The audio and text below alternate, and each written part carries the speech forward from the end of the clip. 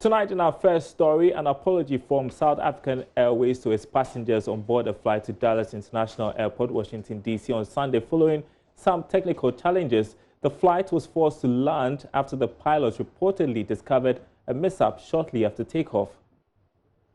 According to the statements, contrary to reports on social media and other platforms, there was no fire in the cockpit. No one was injured and the aircraft made an air-turn back and landed safely in Accra with all 223 passengers on board and the operating crew. The statement explained that whilst on the ground in Accra, there was a delay which lasted for approximately 3 hours after an aircraft door was damaged by a catering truck operated by SAA service provider at the airport. The aircraft door was fixed, inspected and found to be in working order to operate. After refueling, the aircraft took off successfully but soon returned to the Kotoka International Airport in Accra when the cockpit crew noticed that the aircraft was experiencing a technical problem. The operating crew followed standard operating procedures in cases of emergency throughout and landed the aircraft safely as soon as possible. The airline says there's no information or basis to make a connection between the damage to the aircraft door and the technical problem experienced in the cockpit while the aircraft was airborne. According to the airline, a new aircraft was dispatched and the flight departed from Accra on Monday, landing in Washington, D.C. on Tuesday. Meanwhile, Joy Business can confirm that the Ghana Civil Aviation Authority has set up a 4-member committee to investigate the incident that led to South Africa Airways flight SA-209 from Accra en route to Washington, D.C., returning to the Kotoka International Airport a few minutes after takeoff. The committee, which has no later than August 20 to present its report, has the following as its terms of reference. 1. Investigate and come out with plausible causes of the incident, give recommendations based on their findings, and submit a report of the findings and recommendations, including any other issues relevant to their work. Now, even though the South African Airways in their statement denied there was fire in the cockpit after takeoff, the Emmanuel Voto Committee, Joy Business understands, will be investigating what led to the detection of smoke from the cockpit of the same flight.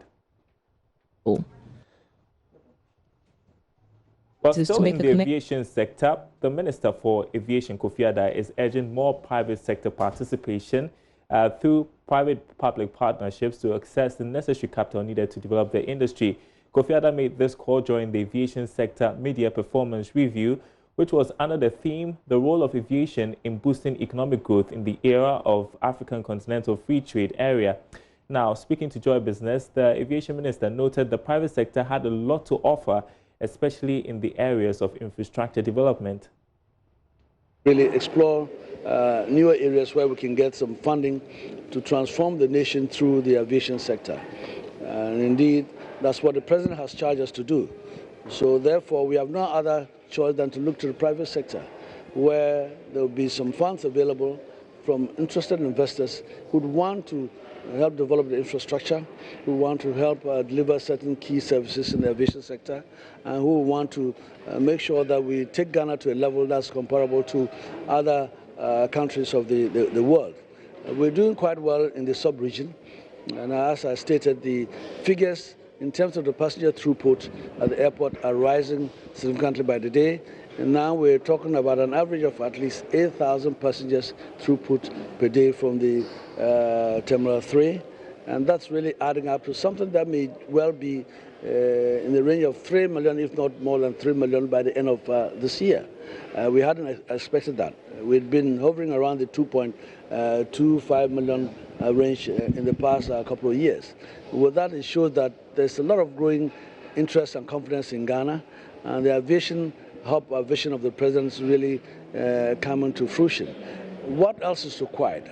With the Terminal 3, that requires some improvements. Yes, it's doing well.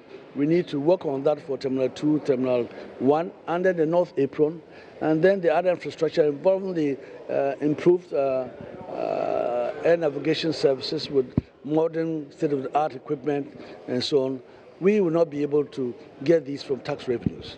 And so therefore, if we get any potential partners that are prepared to come and invest in this and ensure that they get their money back and a margin over and above that, without surrendering our sovereignty, without surrendering our airports to them, definitely it's something that would be a win-win situation, and it's something that we should encourage. Now, managers of the Ghana Manganese Company have described as inaccurate and inconsistent government's claims that the company failed to fulfill its financial obligations, which has resulted in an over $300 million loss of revenue to the state. The company is, however, charging government and the GRA to fulfill its obligation of paying back an amount of $20 million due them between December 2018 and June 2019. Now, government last Monday ordered the company to be closed down, but in a statement, the company says it has not defaulted and wants government to come clean. In an interview with JoyNews, Chief Operations Officer of the troubled company, Benjamin Kwashi, said the closure and mere thought of losing one's job is causing psychological trauma among the over 1,500 workers. The press conference held by the minister came as a surprise to all of us. So internally, we needed to understand what was going on before coming out to let the public know our version or our side of the story. You are dismissing essentially what the Minister of Lands and Natural Resources put out there about some inconsistencies following that audit backed by governments. Do you have anything to show that indeed the minister was inaccurate with his submission at the press conference? Well, if you look at what the minister put out there, he basically said that there were some infractions, but to the best of my knowledge, there's no such infraction because we have committed ourselves to paying all taxes due the government and royalties. As I speak now, if you look at VAT refund, we have a huge chunk, about $20 million with the government to be given back to GMC. So I believe that we have fulfilled all our obligations in terms of taxes. $20 million, yes. Government is owing GMC $20 million, is that what you're saying? Yes, we actually need to take back from the government an amount of, give me a minute, yes, $20 million. For what? It's a tax VAT refund from the government. How long has this money been with government, and how is it that you've not been able to get it from them? Well, we actually drag our feet on claiming the money. It's not a government issue. We didn't come out to claim that money, but it's money that is due GMC that we will be going for in the coming weeks. In your press release, you also mentioned that GRA readjusted the price of your ore. How did that affect the operations of GMC, and did that play out during this audit? You see, what we call transfer pricing is something that is decided by Ghana Revenue Authority and the company.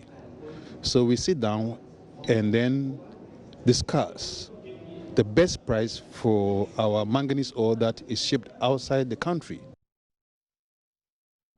All right, let's get some reaction from the General Secretary of the Ghana Mine Workers Union, Prince William Ankra. Thanks for your time tonight. So where do you stand on this matter of the closure of Ghana Manganese Company, having also had now the reaction from the Ghana Manganese Company? Well, for me, what Manganese is telling the public now, I'm not privy to it, but I'll take it that well. As a business, obviously, in reaction to what the minister had put out there, they'll be very careful that they don't do anything that could as well be contested. So it's accurate to a large extent from where I stand, even though I'm not really able to interrogate Manganese to a large extent. My take is that, look, first of all, I believe that any multinational business in Ghana must be ethically conscious and do the right thing. One that is not done, as a state, we must really chase them like wild lions. And I think that I admire the minister in that regard. Arguably, it's now a question of testing the two sorts of, stories, or narrative, because I believe that virtually what Manganese is saying that, hey, without done anything wrong, the government says you done something wrong. We need to be very patient, and I want to get this reconciliation done. We are sworn in turn approaching the ministry that, look, what are we hearing from both sides? Can we be told clearly who has gone wrong in that we give the right sort of signal out there? But at least for me, if the government is right in what they said, it's a good signal to a large extent, and I'll support that cause. If the company is right in what they put out there, obviously they're going to stand by that. The rest means that we need to make sure that we check our information before maybe we go out there, but also to make the company also now will know that they are being watched and they're mindful that they don't do anything that will push the government to go that far. So for me, it's early days. We are in a Watson now having a series of sessions here. While we hit a cloud in the course of next week, we want to have clarity of thought and be told exactly who are done what and why are we hearing that reaction. But if the company has done the right thing, why not? The key issue that we need to make sure that we get the return that we deserve from these mining businesses, because at the end of the day, without that, then please, we just must allow the manganese and gold to remain beneath the earth. Right. And so we understand that about 1,500 jobs could be lost. That's really huge. What kind of sentiments are you picking up from the workers of that company? Yeah, I think that government wouldn't, out of the blue, want to see that happening. I think that virtually, if for any reason, what Manganese is saying has some substance, and which I will not doubt it, it means that, the narrative that we have from both sides, as I said, needs a kind of clarity. Obviously, working people being made to stay at home will mean that, yes, production will have to stop the instruction. But if once they are engaging and they are putting the facts out there and the government did go wrong, it's only fair that, well, government also said, well, sorry, I went wrong and I apologize, maybe I got it wrong and that kind of stuff here and there. But I think that it's early days now for me to draw that conclusion. I think that when they get to the stage of working people being laid off or whatsoever, we have processes. Some are on leave, they can go on a long leave, we'll see what happens here. And the key issue is to unravel the truth, brother. We've got to unravel the truth so that as a nation we'll know that we're not being shortchanged. My brother Ben Kwashi himself said that the first time he was entering Takwa, he saw the roads. Actually, he felt very bad. And my brother, we can't live in this world and begin to have things that virtually would reflect our sort of lifestyle. So for me, I think that virtually let's see how these two narratives play out, and we can get clarity as to who is saying the truth, and obviously we can draw our own conclusions. Very well. Thanks very much for your thoughts tonight, Prince William Anchor, General Secretary of the Ghana Mine Workers Union, as we continue to follow that story for you. Now, the Controller and Accountant General's Department, in collaboration with the Ghana Interbank Payment and Settlement System GIFS, is to issue e-switch cards to public sector workers for salary payments. Vice President Dr. Mahmoud Bawumia, who disclosed this at the launch of the Ghana Dual card, says this is an innovative way to expunge ghost names from the country's payroll. The Ghana Dual card is an integration of the e-switch card and Ghana Link card, which will be used for digital transactions. The Ghana Dual card has been designed to give holders access to their funds on the e-switch card and their bank accounts. According to Vice President Dr. Mahmoud Bawumia, Ghana becomes the first country in the world to introduce such mere transaction platform. Public sector workers will be issued with the e-switch card, which will allow them to have access to their salary payments on the e-switch platform. This will not only enhance government digitization drive, but help curb corruption through the elimination of ghost names from the payroll. Will be e-switch, and that will make sure 100% that for the whole public sector payroll, we can say that there will be no ghost workers on the public sector payroll. The problem of ghost workers is going to be solved once and for all. We are using technology and digitization to solve this problem. So all workers will get their pay normally. It's just the filter through the e-switch so that we can make sure that someone is not on NAPCO and at the same time claiming salary from afforestation or that sort of thing. Well, we will have a full view of everybody and it will eliminate ghost workers. And that's where we are going. We need efficiency, and this is where we are going. On his part, Chief Executive of the Ghana Interbank Payment and Settlement System, Archie, noted the introduction of the dual card will reduce the cost of transaction as well as cost of producing the cards by various banks. What we have decided to do in collaboration with our partners, our financial partners, is to combine the features and functionalities of the two cards. This gives financial institutions an option to either issue individual eSwitch card or GH Link card, or even issue the GH Dual card, which has both applications on them, depending on the customer's preference. We foresee the GH Dual card initiative significantly bringing down the cost of the card production for financial institutions and, by extension, the cost of transactions for their customers. The card is linked to both Ghana Link ATMs and point of sales terminals. Ibn Sabote's report for Joy Business. You're watching Business Live. Just curious to know, at age 19, were you thinking of starting a business? Well, I wasn't, and I bet most of you were not too. Well, at 19, Yasmin Akuffo is having her first experience at running a business, producing and packaging her beverage product, Abla's Baobab Milkshake. 1 month into the business, we discover what she has been able to accomplish so far on this edition of the Joy Business Van.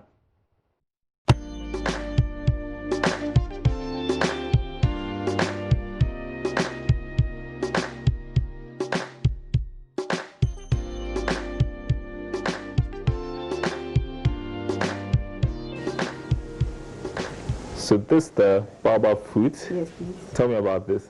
The baobab fruit grows in savanna areas. So the north and the Volta region is where you can actually get it like this. Because I tried finding it in the markets here, but it was not easy, so I had to order it. Yasmin Yakubu telling me about the baobab fruit, the main ingredient for her beverage product, which she hopes to make popular. She's only 19 and just completed Ola Girls Senior High School. Way back in school, my house mistress used to sell it. So anytime she's preparing it, she asks me to either soak it, do this.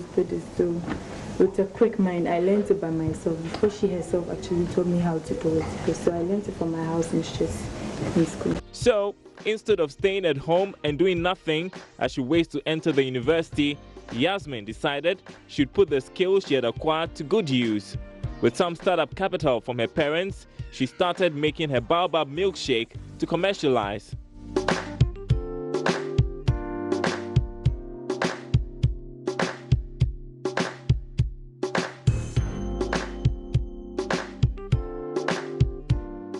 But how was she going to market a beverage that was not so popular in Accra? She was not too sure if her product would be accepted by the public. In fact, her first day of trying to market it didn't turn out too great. She had prepared to serve her milkshake at a social event. It actually rained that day, so people didn't really come. Yes, so yeah, but it was all good. What program was that? It was for the youth, yes, so I just went for it. That was where I was trying to introduce it to the youth, and let's see how it would go with the outlets. Yes. And so how did that make you feel? Did you feel like, okay, I want to quit this business? When you start something like that, you make losses, but that doesn't have to pull you down. You should push through so that it can go bigger. Yes. Bigger, that was her aim. She wouldn't let the setback weigh her down, and so people eventually got to taste, people like me, who had not tasted baobab milkshake ever. So this is actually the first time I'm going to taste something like this. My first baobab milkshake experience, and it's Abla's baobab milkshake I'm going to taste first. Alright. That's actually very good. That's actually very good. I fell in love with the beverage just as I took it, and those who have tried it love it too. It's been 1 month since Yasmin decided to commercialize her milkshake, and she's doing a steady 100 to 150 bottles a week. She's learned to use social media to market her products, and she has 3 sale points.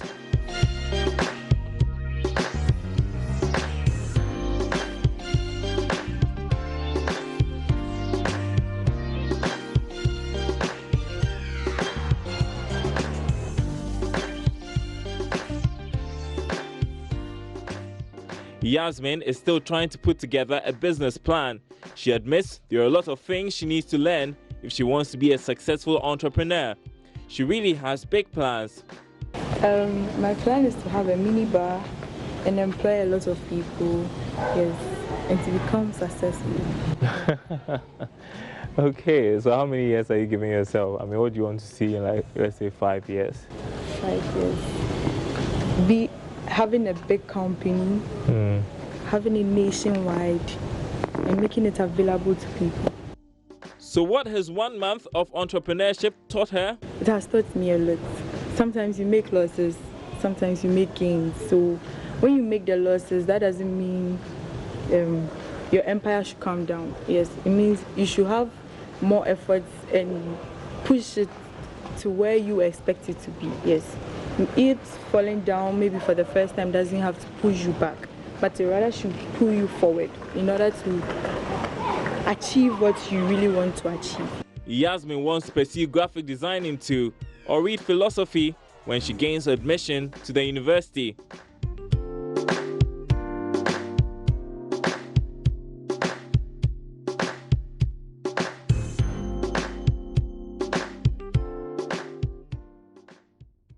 Alrighty, a 19-year-old doing well for herself. That's our Joy Business Van episode for tonight, and our program for tonight on Business Live. There's more news on our website, myjoyonline.com/business. My name is Darryl Kwao. We are back sometime in the future. Stay tuned.